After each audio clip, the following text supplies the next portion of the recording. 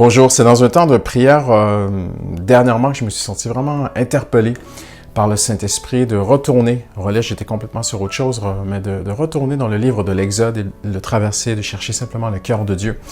Et j'aimerais avec vous regarder un peu chapitre par chapitre, mais bien simplement traverser ce livre et regarder à certaines vérités, certains trésors pour notre vie personnelle qu'on retrouve dans cette grande sortie d'Égypte, ce déploiement de puissance de Dieu qu'on ne reverra plus jamais dans la Bible. Et plus jamais Dieu va faire quelque chose d'aussi grandiose que l'Exode. Même le retour de Babylone est incomparable. Et j'aimerais qu'on puisse ensemble découvrir vraiment des perles, des trésors spirituels pour notre vie. Parce que vous savez, la chose la plus importante, c'est votre vie spirituelle, votre marche avec Dieu. Quand mon esprit est bien, tout le reste va bien. La dimension la plus importante de votre vie, c'est votre esprit, c'est votre état d'âme, votre foi, votre marche avec Dieu. Vous pouvez avoir tous les biens matériels, tout le confort. Vous pouvez demander à Dieu tout ce que vous avez besoin sur le plan relationnel, matériel, terrestre. Mais si votre âme n'est pas bien avec Dieu, vous allez être perdant. En contrepartie, vous pouvez traverser des moments très difficiles et on a vu dans la parole de Dieu, on voit, et même à travers l'histoire, et même encore aujourd'hui, on est entouré parfois de frères et de sœurs qui sont capables de traverser des moments vraiment exceptionnellement difficiles de souffrance, parce que la souffrance est un sujet qui nous pose encore beaucoup de questions. Aujourd'hui, on n'a pas toutes les réponses. Pourquoi parfois Dieu permet la souffrance? Mais on a des témoignages aujourd'hui de gens autour de nous qui, parce qu'ils sont dans la parole, parce qu'ils sont dans la présence de Dieu, parce qu'ils travaillent et qu'ils s'accrochent vraiment à cette communion et par la foi avec le Saint-Esprit, trouvent une force intérieure vraiment remarquable. Et je pense qu'on n'a pas le choix. Je pense que Dieu a établi une seule route, un seul chemin. À travers Jésus, on peut aller vraiment dans la parole de Dieu et être en communion avec le cœur du Père, avec le cœur de Dieu littéralement. Donc voilà, je vous encourage à me suivre à travers ces quelques pensées simples, mais vraiment essentielles et fondamentales. Et la première que j'aimerais vous présenter aujourd'hui, c'est dans Exode, chapitre 2.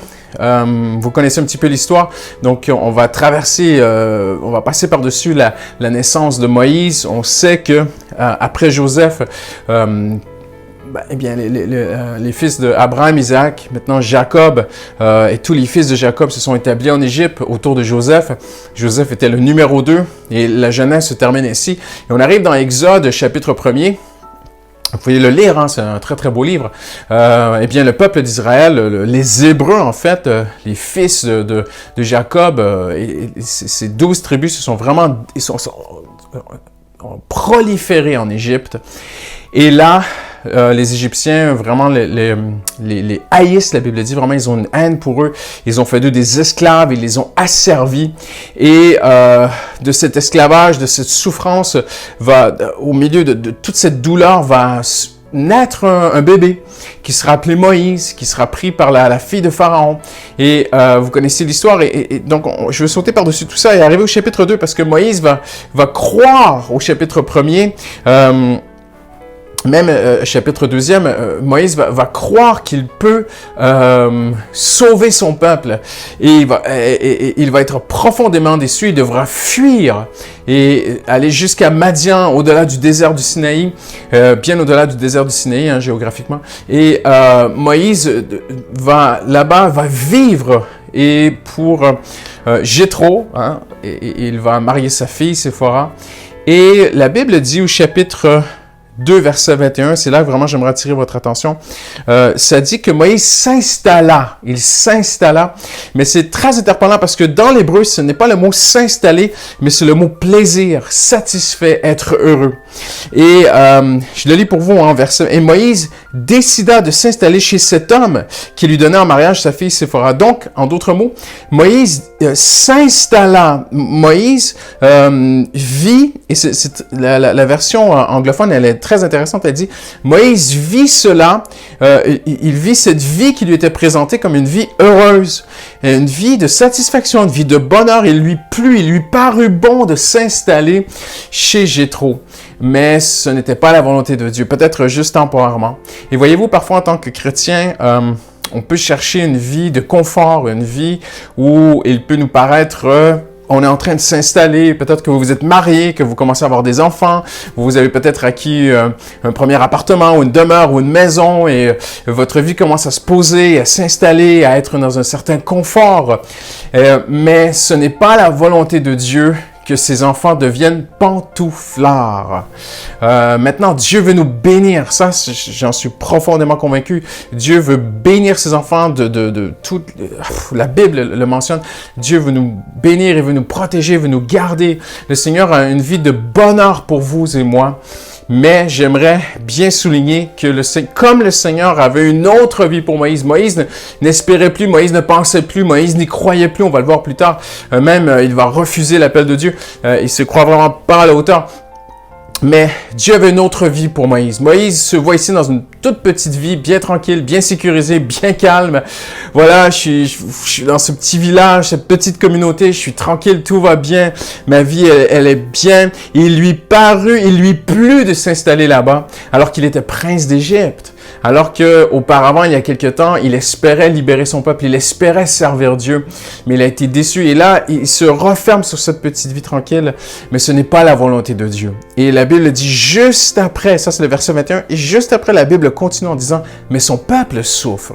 Et j'aimerais vous dire aujourd'hui, qui que vous soyez, je ne parle pas nécessairement, je suis profondément convaincu que ce ne sont pas que des pasteurs, des évangélistes, des missionnaires, des enseignants et tous les hommes donc qui sont présentés dans le Nouveau Testament. Je suis convaincu que l'appel de Dieu n'est pas réservé qu'à eux, mais que chaque enfant de Dieu est appelé à passer aux actes. Si vous êtes de l'Église Paramétropole, vous savez qu'on a lancé cette vision à l'automne de passons aux actes, de passer aux actes, d'être des chrétiens actifs, des chrétiens qui vont vers l'extérieur, des chrétiens qui vont vers ceux qui sont dans la souffrance. Mon cœur est toujours très réjoui de voir chaque vendredi des frères et sœurs, des chrétiens de l'Église qui vont sur la rue, qui vont vers les plus pauvres, les plus démunis, qui prennent des risques même sanitaires. On vit dans une période où il y a vraiment j'ose dire, presque une psychose au niveau du coronavirus, tout ça. Je sais qu'il y a un risque et je ne veux pas minimiser le risque, mais j'aimerais vous dire que chaque semaine, depuis déjà bien longtemps,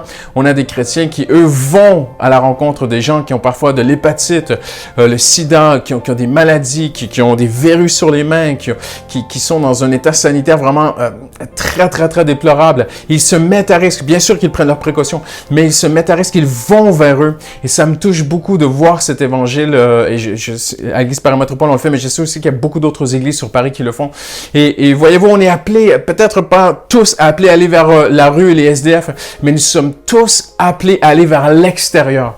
Et c'est ma pensée aujourd'hui. Moïse est en train de se refermer. Moïse est en train de se boucler une petite vie tranquille, une petite vie, si j'ose dire, un peu casanière, un peu peut-être, comme on dit, pantouflard, une vie de pantouflard. Mais ce n'était pas la volonté de Dieu. Dieu avait tellement plus pour lui. Et s'il n'avait pas accepté l'appel de Dieu, il n'aurait pas vu cette gloire de Dieu, cette présence de Dieu. Il n'aurait jamais pu connaître Dieu comme il l'a connu. Il n'aurait jamais pu voir une telle provision de Dieu, une telle protection de Dieu, une telle puissance de Dieu dans sa vie. Il n'aurait jamais pu avoir cette vie heureuse, extraordinairement bénie, où Dieu lui dira, je marcherai moi-même avec toi, je te donnerai du repos. Donc c'était une vie active extérieurement, mais à l'intérieur de son âme, Dieu avait une vie paisible. Et voyez-vous, parfois on peut se refermer sur une petite vie pantouflard, une petite vie de pantouflard, une petite vie casanière, une petite vie bien sécurisée, où tout est bien fermé, où voilà, j'ai mon mari, j'ai mes enfants, tout est OK autour de moi, tout est bien maintenant, je pense que je serai en paix, mais c'est pas ça la vraie paix.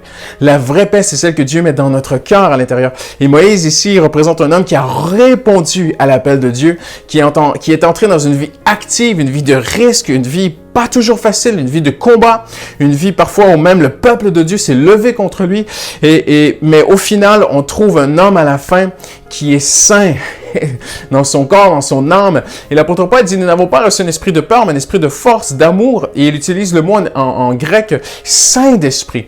Et c'est beau de voir Moïse à la fin de sa vie Il n'est pas devenu un homme, un serviteur de Dieu déprimé, abattu, découragé. Non, au contraire, la Bible dit qu'il avait gardé une vigueur. Sa vision n'avait pas baissé. Même on sait que son visage brillait. J'aimerais vous encourager aujourd'hui. Dieu vous a sauvé. Le Seigneur est venu vous racheter. Il vous aime.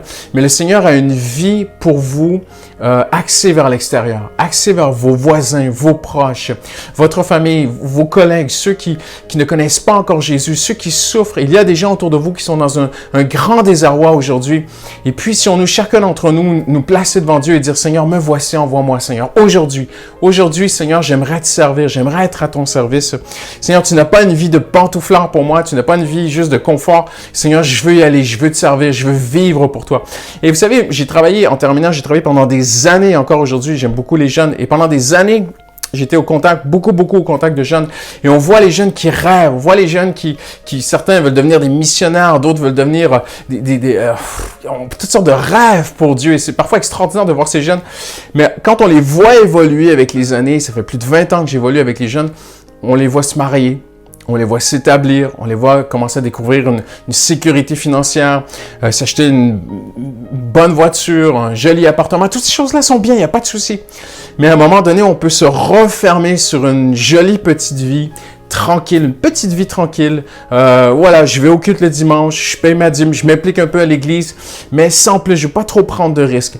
Et voyez-vous, je pense que c'est, à mon œil, à moi, c'est un peu ce dans quoi Moïse est en train de s'enfermer, où ça dit, il y vit une satisfaction, il vit en cela d'être heureux. Je marie Séphora, je vais vivre dans cette communauté à Madian, avec Jéthro. Jéthro, c'est le prêtre de Madian, il aime Dieu et tout. Je vais apprendre à connaître Dieu, je vais le suivre et puis on sera ensemble. On va tous être dans cette petite communauté, on va vivre une vie tranquille et puis je veux plus me battre. Mais Dieu l'attend. Dieu l'attend au chapitre 3 parce que la fin du chapitre 2 nous dit qu'il y a un peuple qui souffre. J'aimerais vous encourager aujourd'hui à ne pas vous fermer dans une petite vie tranquille comme ça, à ne pas voir le bonheur dans cette petite vie tranquille et peut-être un peu de pantouflard, mais non, le Seigneur vous aime, le Seigneur veut se servir de vous, le Seigneur a un appel sur votre vie, le Seigneur veut vous amener plus loin et le Seigneur veut se servir de vous, mais il faut accepter parfois de quitter un petit peu cette zone de confort. Voilà, merci, je vous souhaite une excellente journée, à bientôt.